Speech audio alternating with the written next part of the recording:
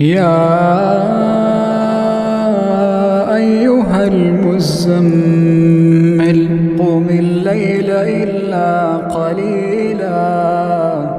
نصفه أو انقص منه قليلا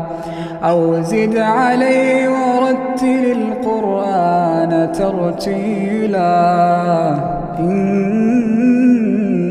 سنلقي عليك قولا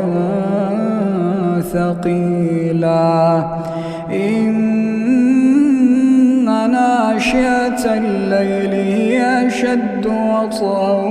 وأقوم قيلا إن لك في النهار سبحا